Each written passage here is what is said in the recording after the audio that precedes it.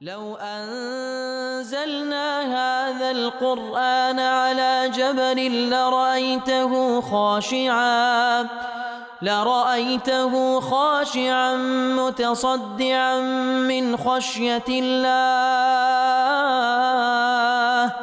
وتلك الأمثال نضربها للناس لعلهم يتفكرون.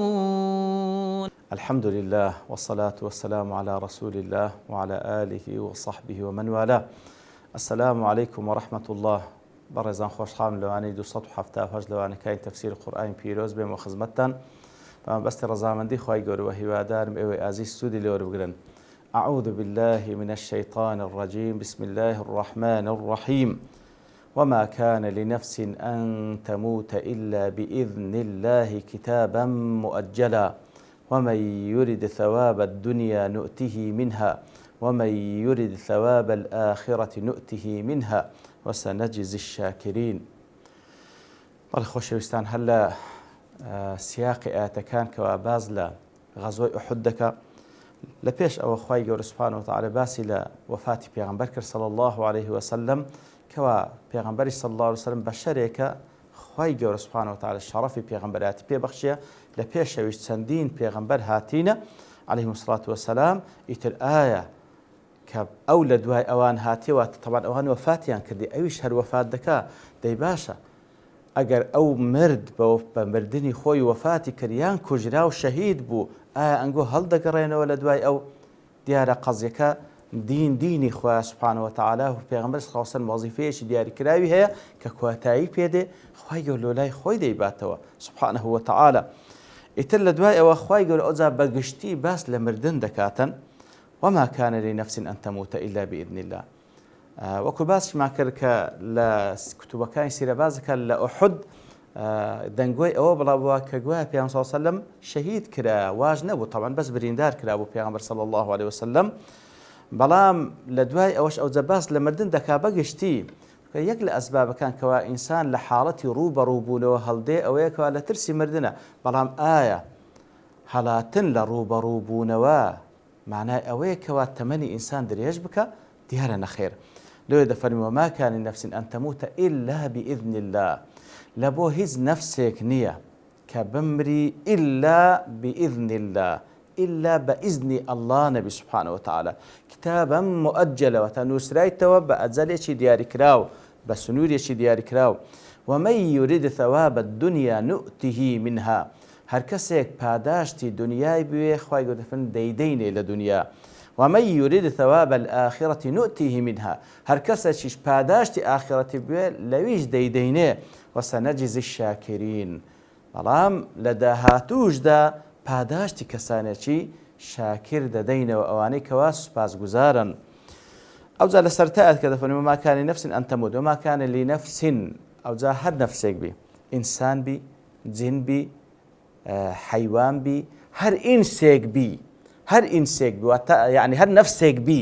هەر نەفسێک بی لە بۆی نییە بمری إلا بإذن خوای گەورە نەبی سبحانه وتعالى إلا بإذن خوای گەورە نەبی. کەواتە ئەگەر هەموو دنیا خەڕ ببنەوە بڕیاری مردن لەسەر کەسێک بدەن نامری مەگەر خوا ئیزنی لەسەر بی. هەموو دنیا خەڕ بیتەوە مردن بجێڕیتەوە لە کەسێک ناتوانی بژێرتەوە ئەگەر خوا بڕیاری لەسەر دابی سبحانه وتعالى. ئەو حقەتێکی زۆر مهمە حقەتێکی زۆر مهمە. نە موسڵمان بوون نە کافر بوون نە ترسان نە چوونە پێش هیچ شتێک لەوانە تأثیر لە بڕیاری خوای گەورە ناکا لەبەرەوەی قەزیەی مردن إلا بإذن خوایە و هەروە کتابا مؤجلا لە لای خوای گەورەش نووسرایتەوە کتابا مؤجلا لە کتابی لەوح المەحفوظ نووسرایتەوە. و هەروها کاتێکەوە ئەو ئینسانە بەسجی دایکی دەکەی وەکو پێیان سەڵسم دەفەرمی لە دوای ئەوەی کەوا دەگاتە چارمانجی عینی فەرمان بە مەلایکەت دەکا بنووسیتەوە ئەجەلەکەی. و هەروها هەموو ساڵان لە شەوی لەیلەتول قەدر عینی هەموو یەک لەو شتانی کەوا ژیانی هەمووان ئەجەل و مردنی هەمووان دیسان ساڵانە خوای گەورە فەرمان بە مەلایکەت دەکات دەنووسرێتەوە لە لەیلەتول قەدر وەکو لە سوورەتی قەدر لە سوورەتی فصیلەت باس کرا لە سوورەتی دوخان باس کرا. ئیتر كتابا مؤجلا أو كتابي خواي قول أو نوسراوي خواي قول سبحانه وتعالى هیچ مساحەیەک نییە ڕەشی بکاتەوە هیچ باونە قووەت و توانە و دەسەڵاتێک نییە بتوانێت ئەوەی خوا نووسیتی ڕەشی بکاتەوە وەکو پێغەمبەر صلی الله علیه وسلم کە باز لە قەدەری خوای گەورە دەکاتن دەفەرمی ئەوەی کەوا نووسرایتەوە رفع القلم وجف الصحف کەواتە قەلەم هەڵگیرا نووسرایتەوە چێدی کە لێی زیاد و نوقسان ناکرێ ئەوەی نووسرایتەوەش وشک بۆ کەس ناتوانی بیسەڕیتەوە کەس ناتوانێت بیسڕیتەوە کەواتە قەزیەی مردن قەزیەیەکە بڕایتەوە لای خوای گەورە سبحانه وتعالى لە هەر لەحظەیەکیش بێ دێ کەواتە خۆشبەختی لە ئەو کەسێک کە خۆی لە بۆ مردن ئامادە دەکاتن بەو شێوەی کە خوا دێ بمریتن تاوەکو بە ڕۆسپیاتی بستەوە خزمەت خوای گەورە سبحانه وتعالى بە هیچ شێوەیەک ترسان لە هیچ قووەت و دەسەڵاتێکی سەرزەوی و ئاسمان غەیری ئەڵڵا سبحانه وتعالى وای لێ نەکاکەوە بکشێتەوە لە تاعەتێکی خوای گەورە خۆی شەرمەزار دنیا و قیامەتکەوت لە نەتیجەش هەردەمری کەواتە زۆر گرنگە بەڕاستی ئەوە وەکو عەقیدەیەک وەکو بیر و باوەڕێک وەری بگرین بە هیچ شێوەیەک شەک و گومانمان لەو بابەتە نەمینێکەوە مردن فقط بە ئیزنی خوایە سبحانه وتعالى فقط بە ئیزنی خوایە سبحانه وتعالى وەلەلای خوای گەورەش نووسرایتەوە کۆتایی پێهاتیە رفعت الأقلام وجفت الصحف کۆتایی پێهاتیە ومن يرد ثواب الدنيا نؤته منها دیارە ئەو بابەتێکەوە مردن بەدەست خوایە چوونە پێش لە مردن زیگ ناکاتەوە هەڵاتنیش مردن لێ تاخیر ناکات دواتریش دێتەوە سەر لە ئاەتەکان زیاتر ڕووین دەکاتەوە ومن يرد ثواب الدنيا نؤته منها هەر کەسێک پاداشتی دنیای بوێ خوای گەورە فەرمی دەیدەینێ هەر کەسێک پاداشتی دنیای بوێ دەیدەینێ وجا ئایا هەموو کەسێک چی لە دنیا بوێ دەیداتێ خوای گەورە لا سورة الإسراء فرمي من كان يريد العاجلة عجلنا له فيها ما نشاء لمن نريد هر كسك عاجلة بيوك لو عندنا يقول دنيانا عاجلتك بله هموش ما حسب بلاي دنيا دكين سن سريعة سبحان الله هر كسك أو عاجلة بيو خوشكاني دنيا بيو خوي يقول فرمي عجلنا له فيها ما نشاء لمن نريد شرنی هەمووی بدەینێ کەواتە لێ ئاتکان قورئان پیرۆز لەسەر هەر بابەتێک ئەگەر بتێەوە تێبگەی پێویستە جەمعی ئەطراف بکەیواتە هەموو ئاتەکان لەو بابەتە کۆ بکەوە ئەجە بە تەواوەتی تەسەوڕت لە بۆ دروست دەبی هەر کەسێک دنیا بێ خوای گەورە دەیداتێ شەر نییە هەموو ئەو شتانەی بدات کە ئەو دەیەوێ عجلنا له فيها ما نشاء لمن نريد ما نشاء ئەوەی کە ئێمە بمانەوێ دەیدەینێ شەر نییە هەموو داواکاریەکانی جێبەجێبی شەرنی هەموو داواکارەکان بەعام دنیا لای خوای گەورە قیمەتێکی وای نییە وەکو لە حەدیثی پێغەمبەر داهات صلی الله علیه وسلم ئەگەر دنیا لای خوای گەورە بای باڵە پێشکەچی قیمەتی هەبایە ئەوە یەک قومە ئاوی نەدەدا کەسی کافر بەڵام قیمەتی نییە لێ دەیداتە دوژمنی خۆش سبحان الله بەڵام هەموو داواکاری کەسانێکیش کەوا داوای دنیا دەکەن هەمویان ناداتێ ئەوەی کەوا ویستی لەسەر دەیداتێ خوای گەورە سبحانه وتعالى ومن يريد ثواب الآخرة نؤته منها وأويك وباداشت آخرتي بيه وكل سورة الإسراء عند من كان يريد العاجلة عجلنا له فيها ما نشاء لمن نريد ومن أراد الآخرة وسعى لها سعيها وهو مؤمن فأولئك كان سعيهم مشكورا أوي آخرتي شبيه حولي لوبدا بإيمان وإخلاص فأولئك كان سعيهم مشكورا أو السعي وهولداني أوان مشكورة زي خوي دقريو بأضعاف مضاعفة بعد أشياء دينه ليرج دفرمي وما يريد ثواب الآخرة نؤته منها أو ثواب آخرة شبيه ديدين الآخرة نؤته منها وسنجزي الشاكرين وهروها پاداشتی کەسانی شکرانە بێژش دەینەوە کە گوتمان شاکر بەرامبەر بە کافرە بەڕاستی لێرە و لە سوورەتە الئینسان وەکو باسی کرد کەوا خەڵکی یان شاکرە یان کەفوورە ئیتر ئەوەی کەوا کار دەکا بە بەرنامەی خوای گەورە شاکرە وەری دەگری بە دڵێکی پڕ لە شکرانە بژێریەوە منهجی خوای گەورە وەردەگری و سوپاسی خوای گەورە لەسەر دەکا و جێبەجێی دەکا خوای گەورە پاداشی داتەوە سوبحانه وتعالى وسنجزي الشاكرين خوای گەورە دەفەرمی پاداش داتەوە جا لێرە کاتێکەوە کەسێک دنیا بێ خوای گەورە دەیداتێ وەکو گوتمان ئەوەندەی کە خوا ویستی لەسەر بێ دەیداتێ بەڵام ئەدەگەر کەسێک هەر ئاخرەتی نەوێ تەنها مەبەستی دنیابی ئەوە خوای گەورە دەفەرمی وما له في الآخرة من نصيب وەکو لە سوورەتی شوڕا دەفەرمی کەسێک مەبەستی تەنها دنیابی ئەوەی کە خوا ویستی لەسەر لە دنیا دێت بەڵام هیچ پاداشتی نامێنێت لە بۆ قیامەت. پێویستە ئاگادار بین ئەسڵ وایە ئێمە داوای قیامەت بکەین وەکو لە سوڕەتی ئەنیسادا خوای گەورە دەفەرمێ من کان یورید ثواب الدنيا فعند الله ثواب الدنيا والآخرة. آخر لەبەرچی داوای دنیا دەکەی بەتەنها فعند الله ثواب الدنيا والآخرة. ئەتوو کار بکە لە بۆ خوای گەورە سوبحانه وتعالى مەبەستت ڕەزامەندی خوای گەورە مەبەستت بەدەستهێنانی بەهشتیپان و بەرینبی خوای گەورە دنیا و قیامەتت پێدەبەخشی دنیا و قیامەت واتە ئەتوو مەطلوبت نەبی بەڵام خوای گەورە هەر پێت دەبەخشی هەر پێت دەبەخشی بتەوێ و نەتەوێ دنیات هەر پێ دەبەخشی. دنیا بەنسبەت مسلمان مەزرعەیەکە چێلگەیەکە دەی چینی لە بۆی لە قیامەت بیدوێتەوە ئیتر لەو چێلگەیە و لەو فترەی ژیانیشیدا وەکو کوو کەسی کافر دەژی ئەتوش هەر دەژیەی ئەوەی کەوا ڕزقتە خوای گەورە پێت دەبەخشی بەڵام مەطلوبی تو نەبی باشە مەطلوبی تو ئەو قیامەت و ڕەزامەندی خوای گەورە بی سوبحانه وتعالى وسنجزي الشاكرين. پاشان ئەوجا خوای گەورە دەفەرمی وەکەئەیٍ من نەبیٍ قاتل معه ربیون كثير. خوای گەورە نمونەمان لۆ دەینتەوە بە تایبەتی ئەوانەی کەوا لە خزمەت پێغەمبەر صلی الله علیه وسلم کەوا کەسانێک لە ئوحود تووشی ئەو شکستە هاتن و چەندین منافق گەڕانەوە خوای گەورە سوبحانه وتعالى باز لەوەی دەکات کەوا پێغەمبەرانی پێشووتر ئەوانەی کە لەگەڵی بوون موقفیان کوو بووە وكأي من نبي قاتل معه ربيون كثير وكأين لبو تكثير وكزانان دفواتا چەندین نبي چەندین پێغەمبەر هاتیە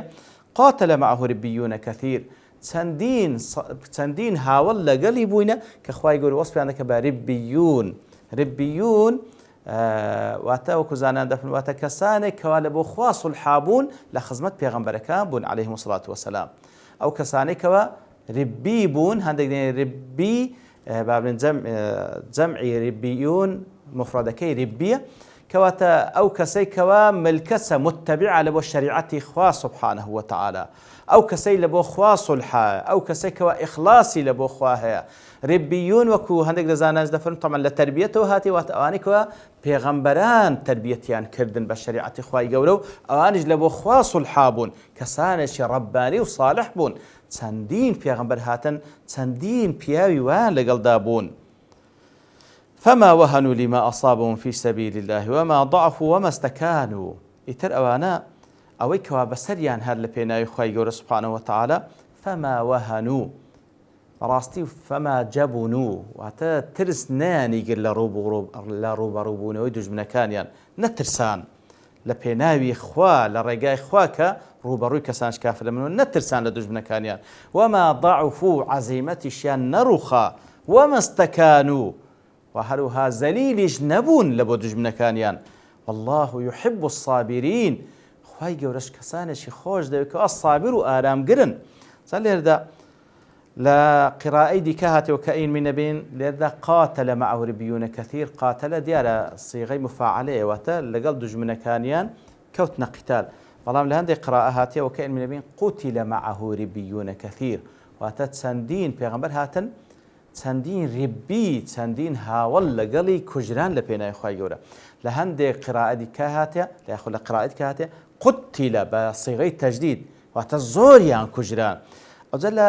وەقف و ئیبتیدایەکەش وكأي من نبي قتل ئەوجا معه ربيون كثير. هەندێکیش لە بابن ئەو زانانەی وەقف و ئیبتیدای وكأي من نبي قاتل معه ربيون كثير لەسەر نەبی ڕادەوەستن. ئەوجا لەو قراءەیکەوە وكأي من نبي قتل یاخود قتل لەو تێیدا یاخود بەو حسابێکەوە لەوێ بوەستی لەو حاڵەتەی واتە پێغەمبەرانیش کوژراینە لە پێناوی خوای گەورە سوبحانه وتعالى. پێت غەریب نەبی وەکو لە ئایەتەکە پێشترێ فەرمووی ئەفەئین مات ئەو قوتیلە پێغەمبەر صلی الله علیه وسلم بکوژرێ لە پێناوی خوای گەورە سوبحانه وتعالى. چەندین پێغەمبەر کوژراینە لە پێناوی خوای گەورە بەو قراءەتەی و یاخود ڕبیەکان ئەوانەی کە لەگەڵی بوون کوژراینە لە پێناوی خوای گەورە سوبحانه وتعالى. لێرەدا شتێک دێتە پێش وەکو لە ئەضواء البەیان دەفەرمی هەر پێغەمبەرێک عليهم الصلاة والسلام فەرمانی پێکرا کە قیتال لەگەڵ کافرەکان بکە ئیلا خوای گەورە سەرکەوتو سەرفرازی کردێ و بەدەستی کافرانش نەکوژرایە سبحان الله. هەر پێغەمبەرێک خوای گەورە فەرمانی پێکردبی بە قیتال لەگەڵ کەسانێکی کافری بەرامبەر هیچ یەک لەو پێغەمبەرانە نەکوژرایان بەدەستی کافران خوای گەورە نەسرەتی پێداینە غەلەبەشیانی پێدایە. ئەوانەی کە کوژدان لە پێغەمبەران وەکو یحیا و زەکەریا ئەوانە فەرمانیان پێ نەکرا کە قیتال بکەن لەگەڵ پێغەمبەران عەلەیهیمۇ الصەلاة وەسەلام. بە هەر حاڵ ئەو مەسئەلەیەکە لە نێوان عولەماکەوە کوو ڕابوەسی لەسەر ئەوەی مهم خوای گەورە سوبحانەهو وتەعالە باز لەوانە دەکا ئەو پێغەمبەرانی پێشووتر ئەو سەحابانەی کە لە خزمەتی دابوون کە ناویان لێنا ریبیون ئەوانی کەوا لە بۆ خوا سولحا بوون متەبعی شەریعەتی خوا بوون وەصفیان ئەوە بووکەوە بە هیچ شێوەیەک نەدەترسان لە ڕووبەڕووبوونەوە لە پێناوی خوای گەورە لەگەڵ کافران و هەروە عەزیمەتیشیاندا نەدەبەزی و زەلیلیشیان قبول نەدەکرد و خۆشیان زەلیل نەدەکرد لە بە دوژمنەکانە بەڵکو سابیر بوون و خوای گەورەش کەسانی سابیری خۆش دەوێت. ئەوە کار و کردەوەیان بەو شێوەی بوو عەمەلیان بەو شێوە ئەقوالیان چ بوو لە ئاەتی دواترێ باز دەکا بەڵام لەبەر تەوابوونی کار لێرە دەوەستین بە پشتیوانی خوای گەورە لەوانەی داهاتوو دێنەوە زیاتر لە خزمەت ئاەتەکان دەوەستین. وصلى الله وسلم على نبينا محمد وعلى آله وصحبه أجمعين وآخر دعوانا أن الحمد لله رب العالمين. لو أنزلنا هذا القرآن على جبل لرأيته خاشعا متصدعا من خشية الله وتلك الأمثال نضربها للناس لعلهم يتفكرون.